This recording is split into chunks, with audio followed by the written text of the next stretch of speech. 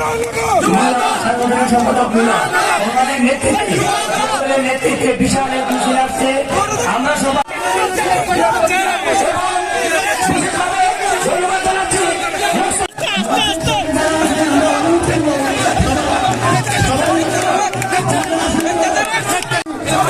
আমাদের মায়াবাদী মানুষের নেতা শহীদ এসব বিরোধী আন্দোলনের বীর ছাড়া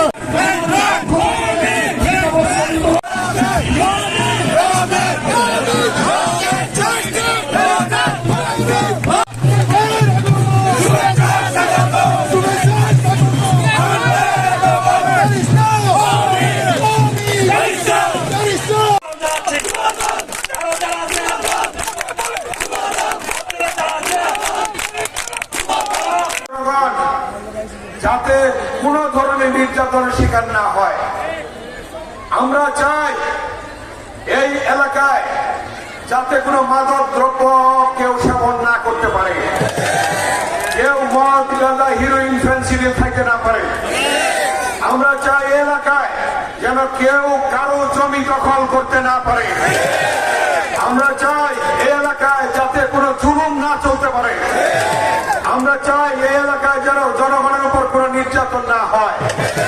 আমরা চাই সকলে মিলে মিশে ঐক্যবদ্ধ ভাবে সকলে মিলে দেশকে নতুন ভাবে গড়ে তুলতে।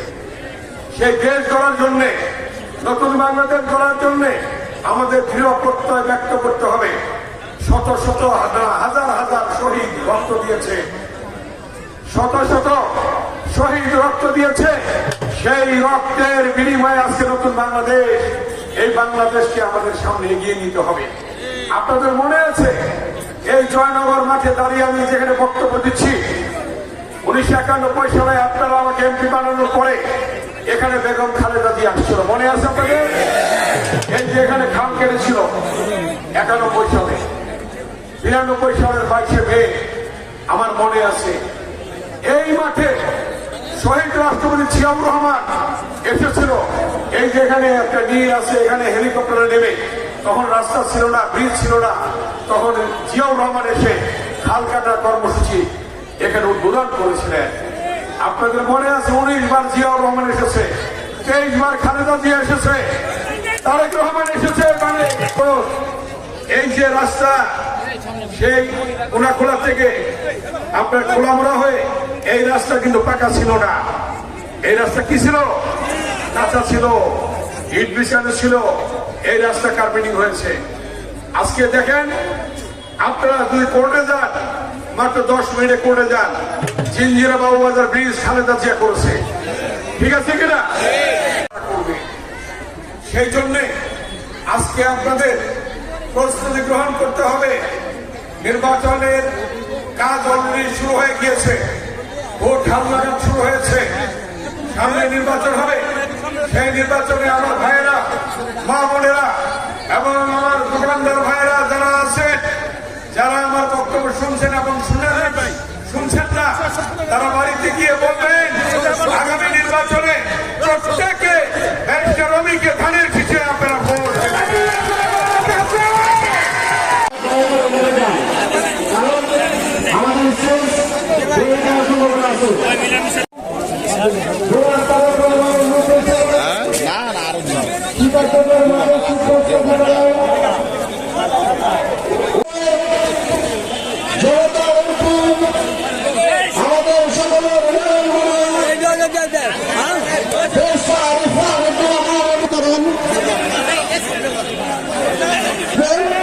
সুশৃঙ্খলভাবে এবং একটি করে কম্বল নিয়ে যাবেন, কোনো ধরনের বিশৃঙ্খলা করবেন না।